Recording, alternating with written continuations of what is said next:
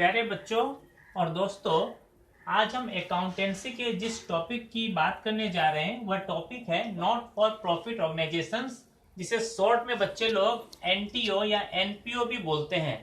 NTO means non trading organisations और NPO means non profit organisations या फिर not for profit organisations. तो भाई ऐसा कौन सा ऑर्गेनाइजेशंस है जो प्रॉफिट के उद्देश्य से नहीं बनाया जाता है? हम सभी जानते हैं कि जितना भी हम बिजनेस करते हैं, जो भी बिजनेस हम करते हैं, ट्रेडिंग बिजनेस और पार्टनरशिप बिजनेस या कंपनी फॉर्म ऑफ बिजनेस, तो सबका एक ही ऑब्जेक्टिव होता है, टू अर्न द प्रॉफिट। इसलिए मैंने यहाँ लिखा है the main objective of any business organisation और trading concern is to earn profit. तो फिर ऐसे कौन से इसके अलावा ऑर्गेनाइजेशन हैं जो कि प्रॉफिट कमाने के उद्देश्य से नहीं बनाए जाते? तो हाँ, कुछ ऑर्गेनाइजेशन ऐसे हैं, but there are certain organizations or institutions or associations which are set up to render services to the public at large or specific group which are called NTO या NPO। तो ऐसे कुछ ऑर्गेनाइजेशंस हैं जिनका main motive है समाज की सेवा करना, सोसाइटी को सर्व करना, उनका ऑब्जेक्टिव प्रॉफिट अर्निंग नहीं है। तो ऐसे कौन से ऑर्गेनाइजेशंस आते हैं एनटीओ या एनएफओ में? तो वो हैं schools, then temples, then clubs, then hospitals, then trade unions, then doctors, then lawyers. तो इस तरह के जितने भी ऑर्गेनाइजेशंस होते हैं ये प्रॉफिट कमाने के लिए नहीं बनाए जाते, इनका काम है सोसाइटी को सर्व करना। तो ये अपने अकाउंट्स को किस तरह से मेंटेन करेंगे? तो मैं यहाँ फिर आता हूँ, the primary objective of not for profit organisation is to serve people. ये समाज को, लोगों को उनकी सेवा करने के लिए हर समय तैयार रहते हैं और सेवा भाव से संस्थाएं बनाई जाती है, इसीलिए इनका नाम है नॉन फॉर प्रॉफिट ऑर्गेनाइजेशंस। तो ये अपने फाइनेंशियल स्टेटमेंट्स और अकाउंट्स तीन तरह से रखते हैं। पहला है रिसीट्स एंड पेमेंट्स अकाउंट, दूसरा है इनकम एंड एक्सपेंडिचर अकाउंट, तीसरा है बैलेंस शीट। तो यहाँ पर आप देखेंगे कि जो ट्रेडिंग ऑर्गेनाइजेशंस का हम अकाउंट बनाते हैं, तो ट्रेडिंग ऑर्गेनाइजेशंस के अकाउंट्स में हम ट्रेडिंग अकाउंट बनाते हैं, प्रॉफिट एंड लॉस अकाउंट बनाते हैं और फिर बैलेंस शीट बनाते हैं। तो यहाँ पर क्या क्या मिसिंग है? ट्रेडिंग अकाउंट यहाँ पर मिसिंग है, जरूरत नहीं है बनाने की। तो फिर ये रिसीट्स एंड पेमेंट्स अकाउंट क्या चीज होती है?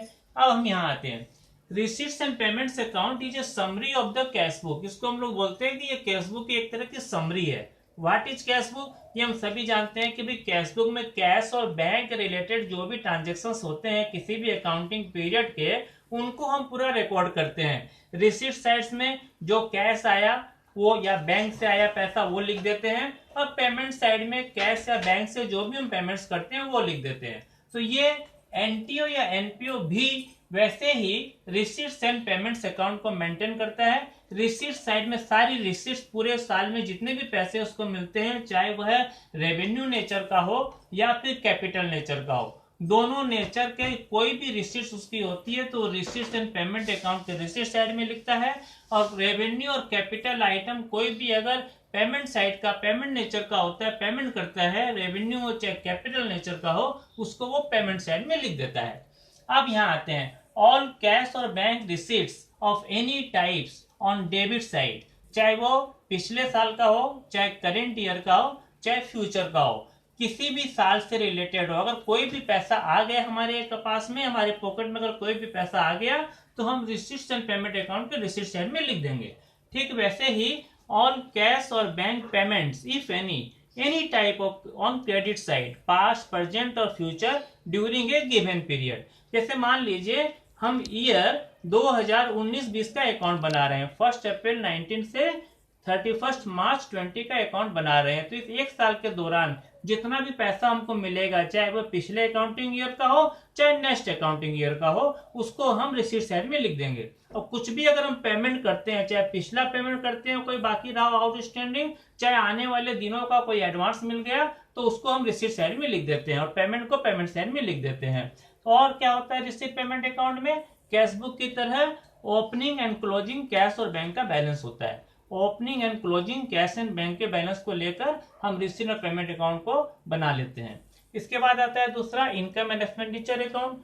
जैसे ट्रेडिंग कंसर्न में हम प्रॉफिट एंड लॉस अकाउंट बनाते हैं, ठीक उसी तर्ज पर एनटीओ या एनपीओ में हम इनकम एंड एक्सपेंडिचर अकाउंट बनाते हैं। It is a summary of incomes and expenses for a particular accounting period.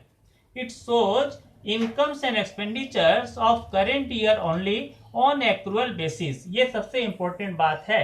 Receipt and payment account में तो चाहे पिछले साल का हो, चाहे आने वाले साल का हो, चाहे रिसीट चाहे पेमेंट दोनों लिख देते हैं, लेकिन इनकम एक्सपेंडिचर अकाउंट को हमेशा एक्रूअल बेसिस पे बनाते हैं। एक्रूअल बेसिस का मतलब अगर हम करेंट ईयर 2019-20 का अकाउंट बना रहे हैं तो 19-20 से रिलेटेड इनकम और 19-20 से रिलेटेड एक्सपेंडिचर को ही शो करेंगे और कुछ शो नहीं करेंगे।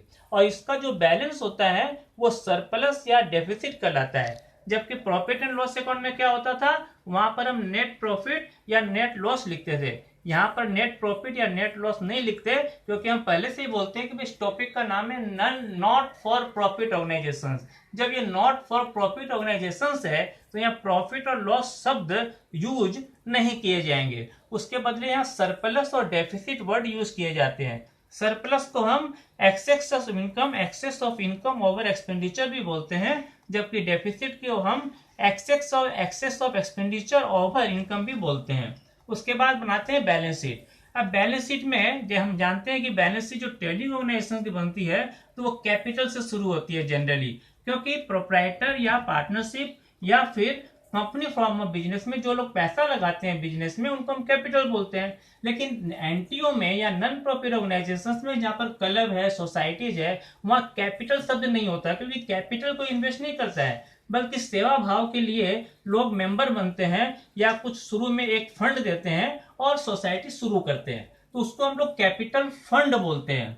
तो ये कैपिटल फंड क्या होता है, तो कैपिटल फंड को हम बैलेंस शीट के लायबिलिटी साइड में दिखाते हैं और इस कैपिटल फंड में क्या एडजस्ट करते हैं, अगर पूरे साल में इनकम एक्सपेंडिचर अकाउंट में अगर सरप्लस हुआ है तो उसको ऐड कर देते हैं और अगर डेफिसिट हुआ है तो उसको डिडक्ट कर देते हैं फ्रॉम कैपिटल फंड। तो इस तरह से एनटीओ या एनएफओ, एनटीओ एनपीओ ये तीन तरह के अकाउंट्स को मेंटेन करता है, receipts and payment account, income and expenditure account और बैलेंस शीट। एक बात और, इनकम और एक्सपेंडिचर अकाउंट बनाने के लिए जो डेटा है वो हमको कहाँ से मिलते हैं, वो हमको या तो वो डेटा जो है वो डेटा हमको मिलेंगे आपके रिसीट एंड पेमेंट अकाउंट से। और बैलेंस शीट बनाने के लिए डेटा कहाँ से मिलेंगे, बैलेंस शीट बनाने के लिए डेटा हमको रिसीट्स एंड पेमेंट अकाउंट से मिलेंगे, या अगर उस ऑर्गेनाइजेशन ने ट्रायल बैलेंस बनाया है तो ट्रायल बैलेंस से बैलेंस शीट को बना देंगे। तो ये एक मोटा मोटी एक मैंने आपको अवेयरनेस के लिए थोड़ा सा समझाने के लिए इस टॉपिक के ऊपर में एक समरी के रूप में आपको बताने की चेष्टा की है। Thank you very much.